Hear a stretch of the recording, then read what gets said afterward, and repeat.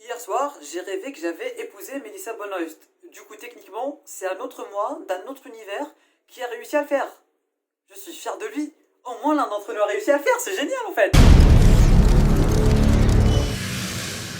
Bonjour à tous, j'espère que vous allez tous extrêmement bien mesdames et messieurs et bienvenue sur cette toute nouvelle vidéo où on se retrouve pour parler de Doctor Strange et the Multiverse of Madness. Ça fait une semaine que j'essaye de regarder ce film, je l'ai enfin regardé et du coup aujourd'hui on se retrouve d'en parler d'une façon 100% avec spoiler. Parce que oui, ça fait une semaine que le film est sorti, si tu veux un avis sans spoiler, je doute que tu viennes le chercher chez moi. J'ai divisé cette vidéo en pas mal de points qu'on va analyser tous ensemble, tout est disponible juste ici sur la petite barre YouTube. On commence directement par la réalisation de Sam Raimi qui était vraiment super importante dans ce film et ça se remarquait directement que c'était du Sam Raimi. Dès le début du film, tu te disais ok c'est beau, ok c'est stylé et parfois tu te disais est-ce que je suis en train de regarder Spider-Man? Non mais je déconne même pas, par exemple le film était un peu centré sur New York City et on voyait qu'on avait l'impression qu'on était en train de regarder Spider-Man.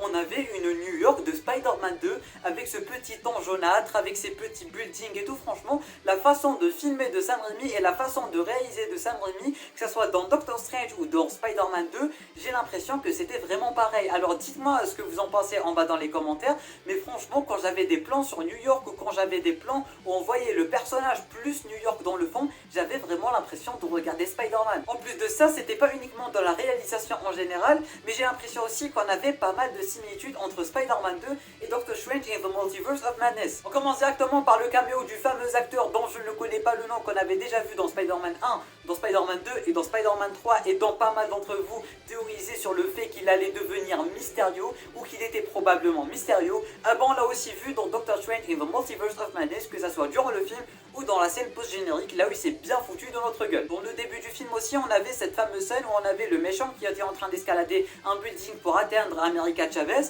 et quand il était en train d'escalader le building avec ses tentacules et tout, il y avait le même bruit et la même mise en scène, j'ai envie de dire, que dans Spider-Man 2 quand on avait Dr Octopus qui était en train d'escalader un building aussi, et America Chavez était un peu aussi tente, mais je sais pas si vous avez essayé de faire le rapprochement. Il y avait le même bruit, quasiment la même musique, et on nous a aussi montré une femme qui était en train de crier quand la chose était en train d'escalader le building. Bon, on n'est pas en 2002 pour nous montrer des femmes crier de partout et tout, mais c'était quasiment la même chose. On a aussi eu une scène super héroïque de malade mental, franchement, on aurait vraiment besoin de ce genre de réalisation et de ce genre de scène dans plus de films de super-héros. Ça fait quoi, des années qu'on n'a pas eu ce genre de scène? C'est tout simplement la scène où Doctor Strange a tout simplement sauté du balcon, il enfile directement son costume et tout. Franchement, Sam Raimi, il est fort avec ce genre de choses, et du coup, généralement, quand on regarde un film de super-héros, on aime bien regarder ce genre de scène. Je sais pas moi, Superman qui déchire sa chemise, Spider-Man qui court, qui enlève sa cravate et qui montre directement son torse et tout, et du coup, c'était quasiment la même chose, les entrées spectaculaires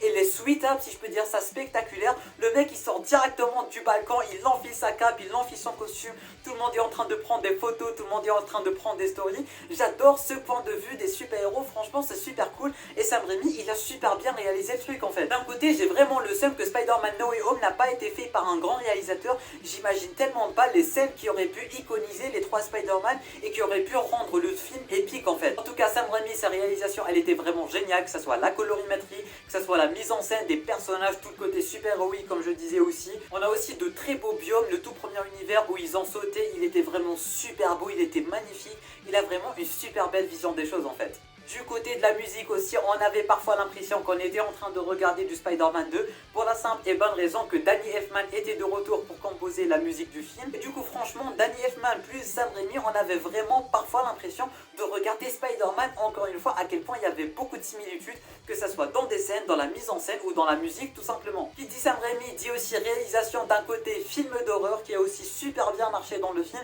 et ça on va parler dans un autre point. On enchaîne directement avec les Illuminati, mesdames et messieurs. Pas mal de trucs inattendus, mine de rien, avec ces fameuses Illuminati. D'un côté, on avait Captain Carter, ils ont osé ramener l'actrice, et ça, j'ai vraiment adoré. On avait aussi Mister Fantastic, ça fait quoi? Depuis 2011 qu'on voulait voir ce fameux acteur jouer le personnage, et nous l'ont proposé, c'est quand même toujours cool. On avait aussi le professeur Xavier qui a aussi sorti des mêmes répliques que dans X-Men Days of Future Past aussi, et ça aussi on va en parler dans le côté réplique. Maria Rambeau qui était le Captain Marvel de cet univers là, mais franchement on s'est fait douiller d'un niveau pas croyable. Tout le monde s'attendait à du supérieur Iron Man, à du Tom Cruise et tout. On s'est fait douiller. Mais on ne va pas se mentir, c'était vraiment limite des caméos parce que la façon dont ils se sont fait supprimer par Wanda, les mecs, ils se sont pas du tout fait respecter à un niveau pas croyable. Wanda, elle s'est tellement foutue de leur gueule, c'était un délire pas croyable. Elle a transformé Mister Fantastic en ficello, c'était du n'importe quoi, le mec c'était devenu des spaghettis. Captain Carter a été transpercé par son bouclier, on n'en avait rien à battre. Charles Xavier, elle lui a directement brisé la nuque dans une scène super hardcore. Wanda, elle ressemblait aux zombies femelles dans Army of Dead, je sais pas si vous en rappelez. C'était Gore, l'autre mec, je sais même plus comment il s'appelle, qui a une fourchette juste ici. Elle a détruit son cerveau, elle lui a enlevé sa bouche. Une réalisation de malade mental, et ce que j'ai vraiment aimé, c'est qu'on s'attendait pas à voir ce genre de choses dans un film Marvel tout simplement, et j'ai adoré avoir un tout nouvel air frais dans les films Marvel. Qui s'attendait à voir autant de sang, autant de mise en scène, autant de gore dans un film Marvel, c'était vraiment fou en fait. Mais oui, globalement c'était vraiment des caméos, ils se sont tous fait liquider à un niveau pas croyable, et globalement c'était ça, c'était ça. Et du coup c'est tout à fait normal qu'il y ait eu des gens qui ont été déçus par le film, pour la simple et bonne raison que ces gens-là, ils s'attendaient à voir Avengers Endgame. Sauf que pas du tout. Des gens ils s'attendaient à voir des caméos du Tobey Maguire, du Andrew Garfield, les premiers 4 fantastiques, le serveur d'argent, je sais pas quoi. Non, personnellement je m'attendais à voir un film Doctor Strange. J'ai eu un film Doctor Strange et j'ai vraiment adoré. Mais si tu t'attends à des dingueries, si tu t'attends à Avengers Endgame, si tu t'attends à voyager à travers tout le multivers, à voir tous les terres parallèles, du Miles Morales, je sais pas quoi, bien sûr que tu serais déçu en fait.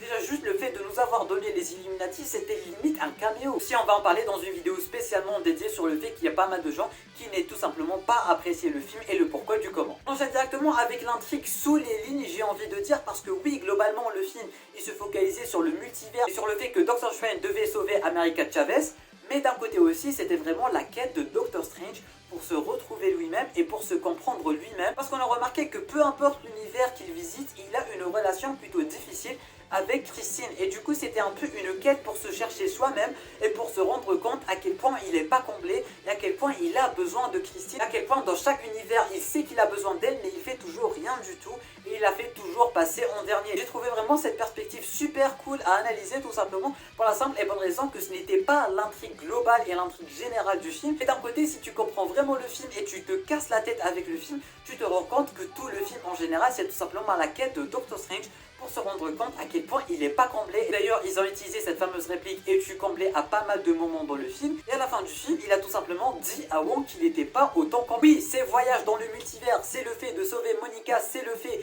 de combattre Wanda, mais d'un côté aussi, c'est le fait de se retrouver lui-même. J'ai trouvé vraiment ça super cool à proposer pour les spectateurs qui vont vraiment se plonger un peu plus dans la philosophie du film en général. On va aussi parler de l'humour MCU pour être exact. J'ai entendu dire qu'il y a pas mal de gens qui ont trouvé qu'il n'y avait pas d'humour MCU, mais personnellement j'ai trouvé que c'était totalement contraire. C'était bourré d'humour MCU. Simple exemple, il y avait Wong dès le début du film, il n'arrêtait pas à dire à Doctor Strange que les sorciers, dès qu'ils devaient rencontrer le sorcier suprême, ils devaient lui faire un genre de prière ou je sais pas quoi. Et Doctor Strange, on avait rien à foutre, d'où le long du film. Et à la fin du film, il lui a fait cette petite prière.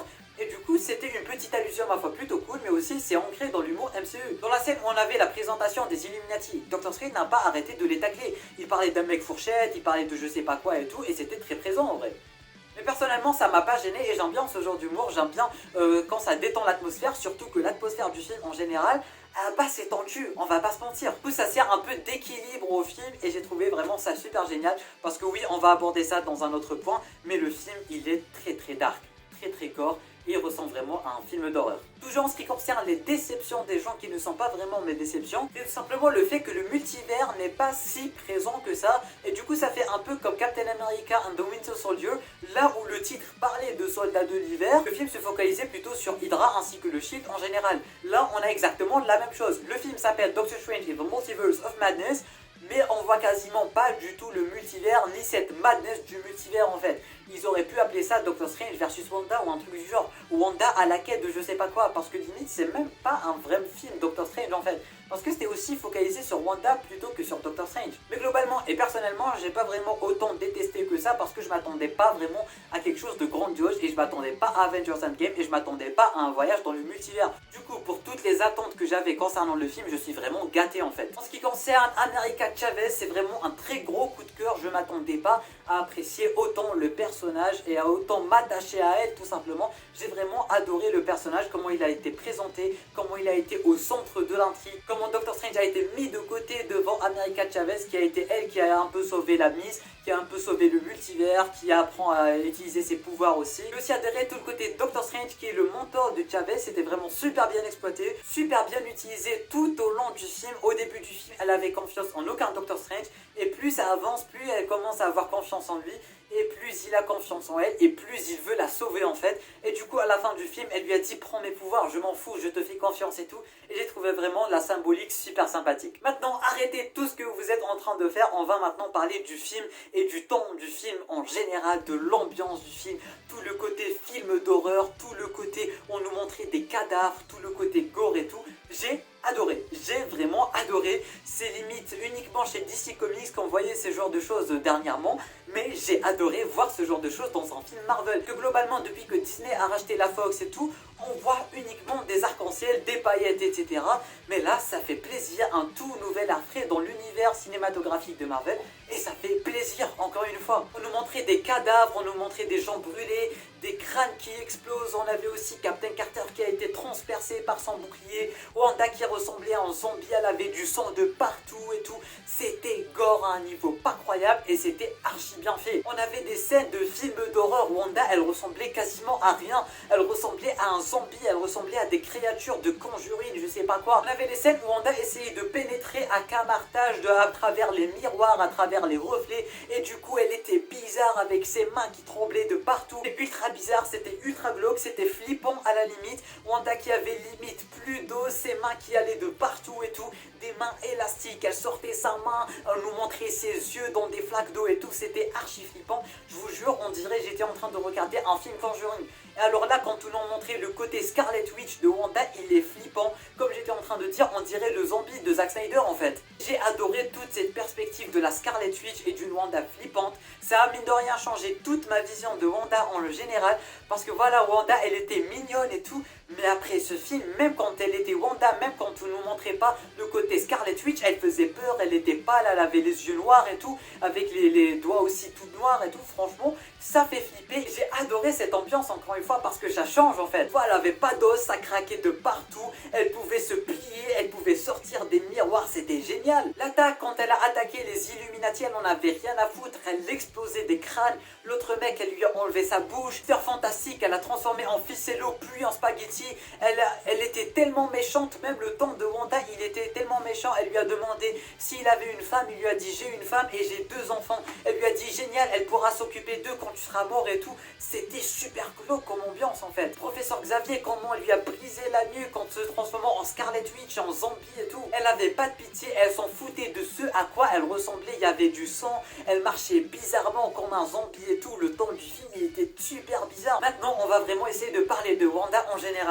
Dès le début du film, quand Doctor Strange est parti la voir en fait dans ce fameux paradis qu'elle avait créé, on sentait que quelque chose allait bien, on sentait qu'elle allait être gentille, qu'elle allait l'aider, tout est bien, qui finit bien à arrêter le fameux démon qui était en train pour chasser Chavez.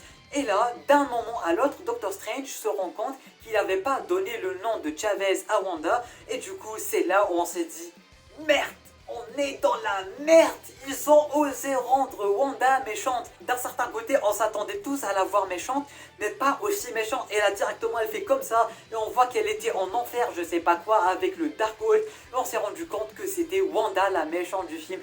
Comment vous dire que j'avais un seum à niveau pas croyable. J'étais détruit, j'étais démoli. À quel point j'adorais Wanda, à quel point c'était une enfant, comme l'a dit Captain America. Est-ce que t'as vu ton enfant, Captain America? Est-ce que t'as vu... Non mais vous vous rappelez du fameux She's Just a Kid? Il est où le kid en fait? Elle ressemble là je sais pas quoi mais tout sauf un enfant. c'est une gamine, il a dit à Tony, c'est un truc de fou. Quand elle a fait comme ça, on voyait directement l'enfer dans lequel elle était, les arbres, c'était des arbres d'enfer. Il y avait le Darkhold, ses mains et ses doigts qui étaient tout noirs. On s'est rendu compte que c'était bel et bien la Scarlet Witch et que le Darkhold l'avait bel et bien corrompu. Et du coup, c'était juste une manigance pour se la jouer avec devant Doctor Strange, pour se la jouer sans gentil, etc.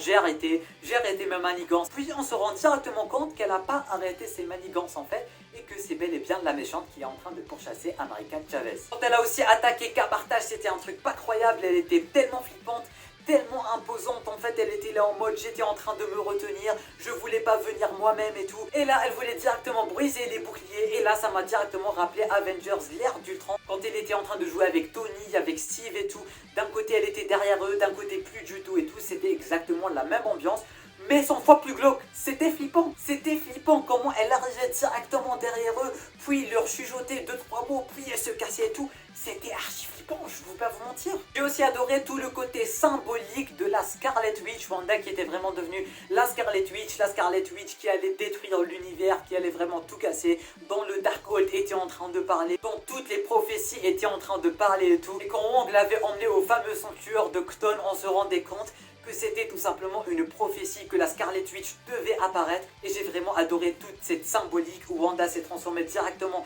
à la Scarlet Witch. Elle avait plus de cœur, elle tuait sans remords, elle faisait flipper, elle brisait des nuques, elle s'en foutait de ce à quoi elle ressemblait, elle avait du sang de partout, elle ressemblait à un zombie, elle marchait bizarrement, elle en avait rien à foutre de ce qui pouvait se passer, elle en avait rien à foutre de America Chavez, elle en avait rien à foutre du multivers en général. Tout ce qu'elle voulait, c'est retrouver ses enfants. Elle a réussi à le faire, mais elle était flippante à mort. Elle avait zéro but dans la vie à part retrouver ses enfants. Et peu importe les conséquences, peu importe ce qui allait se passer. Et c'était flippant de voir à quel point elle a été corrompue. Et même dans son costume, on voyait que son cœur, en fait, il avait un côté noir sur son cœur pour nous prouver à quel point elle avait plus de cœur et tout. Et oui, c'était vraiment Wanda suprématie. Elle prenait tout le monde, elle défonçait tout le monde, elle n'en avait rien à battre. Tu es sur son chemin, elle te brise la nuque, elle te transforme en spaghetti, c'était archi cool en fait. Mais si j'ai un défaut à trouver à ce film, c'est que tout ce côté Scarlet Witch et tout ce côté prophétie, etc., j'ai l'impression qu'il n'a pas été aussi bien exploité qu'on avait l'impression. Parce que je tiens à rappeler que tout ça c'est terminé. Ça a duré quoi, 40 minutes dans le film et c'est terminé, on le reverra plus jamais. J'aurais aimé que ça s'étende un peu sur une saga du MCU ou sur une phase du MCU où Wanda est méchante une bonne fois pour toutes, pour en savoir un peu plus sur le Darkhold, sur tout le côté Scarlet Witch, etc. Parce que là, oui, ce côté Scarlet Witch, il était présent, oui, c'était flippant, oui, c'était bien symbolique, j'ai adoré les hiéroglyphes sur les murs et tout, on la voyait comme la prophétie l'a présenté et tout, mais ça s'est arrêté uniquement à ce film-là. Si ça aurait duré encore plus dans d'autres phases du MCU, et même en général, dans le film en général, si ça aurait été un peu plus exploité, je pense que ça aurait vraiment été bien plus sympathique. Même la fin, elle aurait été bien plus impactante, parce que là, c'est vrai, il y avait tout ce côté Scarlet Witch, mais la fin, Scarlet Witch n'existait plus, elle détruit le Darkhold, elle détruit tous les Darkholds de tous les univers et on n'en parle plus. Et si on aurait été un peu plus impacté par la Scarlet Witch et par tout ce côté prophétie en général, j'ai l'impression qu'on aurait bien plus vécu la fin que ça en fait. Terminé avec Wanda, on avait remarqué qu'elle avait réussi à briser le 4e mur, que je rappelle est disponible uniquement dans 2 personnages du MCU, Deadpool ainsi que She-Hulk. Il n'y a que Deadpool et She-Hulk qui peuvent nous parler, nous en tant que spectateurs, se tourner vers la caméra, parler à la caméra et tout. Et encore une fois, tout ce petit sens du détail que j'ai adoré avec Sam Raimi, elle s'est tournée une seule fois à la caméra pour nous dire à quel point elle est puissante, à quel point elle peut voyager à travers tout le multivers et du coup même dans notre propre univers. Maintenant, on va parler un peu des répliques de ce film parce que j'ai l'impression que tout comme Avengers Endgame et tout comme tout ce que vous avez ici sur le mur, c'est-à-dire toutes les répliques phares de Avengers Endgame, on a un peu eu la même chose avec Doctor Strange in the Multiverse of Madness. On a des répliques qu'on va jamais oublier dans notre vie. Et merci Sam Raimi, franchement merci Sam Raimi. I love you in every universe. Tu dis ça à ta copine, tu te maries demain. Franchement, c'est tellement symbolique, c'est tellement beau, c'est au même grade du I love you 3000. J'ai adoré, c'était tellement sympathique. On s'y attendait pas, c'était tellement beau, c'était tellement simple en fait que c'est limite devenu culte, j'ai envie de vous dire. On avait aussi la fameuse réplique « Es-tu comblé ?» Ils l'ont utilisé durant tout le film et franchement on se pose pas assez cette question « Est-ce que nous sommes comblés ?» Personnellement, pas du tout. Mais vous, dites-le moi dans les commentaires. Franchement, tout ce côté symbolique, toutes ces répliques en fait qui rajoutent uniquement du temps au film et surtout le es-tu comblé, ils l'ont utilisé tout au long du film et tout au long de ces utilisations, on se rendait compte à quel point les personnages ils évoluaient et à quel point d'un côté Strange il était un peu sûr du fameux es-tu comblé, il croyait qu'il était comblé mais plus ça va dans le film, plus il se rend compte que pas du tout et à la fin du film il dit à Wong je suis pas comblé. Au début, on croyait que les super-héros et notre taf de super-héros pouvaient faire l'affaire, mais finalement pas du tout. Et tout ceci, c'est encore une fois tout ce que je disais à propos du voyage de Doctor Strange et du fait qu'il devait se retrouver lui-même en fait, que ça soit de son côté lui-même ou de Christine Palmer. Et on a aussi la fameuse réplique qui m'a terminé. Celle-ci, c'est pas tout le monde qui va la trouver, mais s'il y en a qui vont la trouver, ils vont tomber par terre tellement c'est symbolique. Ce n'est pas parce que quelqu'un trébuche qu'il est perdu à jamais. La fameuse réplique qu'avait utilisée Charles Xavier dans X-Men Days of Future Past, que j'ai regardé il y a à peine 2 jours de cela. Non mais la coïncidence de malade mental utiliser une réplique d'un film que j'ai regardé 2 jours avant de regarder Doctor Strange. C'est un truc de fou. Et ce qui est encore plus fou, c'est que c'est le même personnage qu'il a utilisé dans Doctor Strange. Et c'est ces tout petits détails qu'on aime bien en tant que fan de Marvel et du MCU en général. Terminé avec les répliques, maintenant on va parler de tous les détails et des mini trucs super petits mais qu'on adore et qu'on apprécie et qui font plaisir en fait. On commence directement par le combat entre Doctor Strange et Doctor Strange quand ils étaient en train de se combattre avec des notes de musique. C'était tellement beau, c'était tellement con, c'était tellement simple, une toute petite idée de rien du tout mais qui fait toujours kiffer. Le délire avec le fait que les rêves soient tout simplement d'autres nous, d'autres univers parallèles qui sont en train de vivre ça. C'est-à-dire que tu rêves que tu es en couple, ça veut dire qu'un autre toi d'un autre univers parallèle est en couple. J'ai trouvé ça super drôle, super con et super cool à la fois. La créativité du multivers aussi, on avait un univers comique, un univers dessin animé, un univers en noir et blanc, un univers cubique, c'était super cool. Et parfois on avait juste des univers qui ressemblent un peu à nos univers, mais qui sont juste super méga beaux. Par exemple, le tout premier univers qu'ils ont visité, il était super cool. Il nous ressemble au trait pour trait, mais il y avait des tout petits plus de rien du tout, plus de verdure et tout, c'était archi stylé. C'est rien, hein, franchement, c'est rien, il y avait juste quelques flaques d'eau de plus, quelques verdures de plus, mais c'est archi beau. Il a tellement réussi à bien le faire, des arcs-en-ciel à la place des nuages et tout, cette réalisation a été magnifique. On avait aussi la fin du film, la petite conclusion du film, où tout simplement les enfants de Wanda vont la traiter de sorcière, et là où elle va se rendre compte que c'est elle la méchante, et que le Darkhold l'a tellement, mais tellement corrompu. Et c'est tellement beau, genre c'est une fin tellement symbolique pour le personnage et tellement symbolique pour nous en tant que spectateurs. On voyait pas comment tout le monde allait venir à bout de Wanda, mais finalement c'est tout simplement ses enfants. Tout ce qu'elle voulait, l'a rejeté tout simplement et ça a créé une très belle fin à la fois symbolique pour nous et pour le personnage et c'était super cool. On avait aussi le Stephen Strange de la Terre 818 si je dis pas de bêtises, en tout cas le tout premier univers qu'ils avaient visité, ce Stephen Strange qui s'était sacrifié, qui avait vaincu Thanos je sais pas quoi, le fameux héros qui n'est pas vraiment un héros. En fait le mec il portait du bleu et sa cape était bleue. Et notre Doctor Strange il avait sa cape qui a été endommagée par le combat. Et du coup, il y avait Christine qui lui avait réparé sa cape. Déjà, ce qui explique le changement de cape et le changement de costume en général d'un côté commercial, etc. Vous connaissez le délire. Il faut vendre des figurines, il faut vendre des posters, il faut lui changer de costume.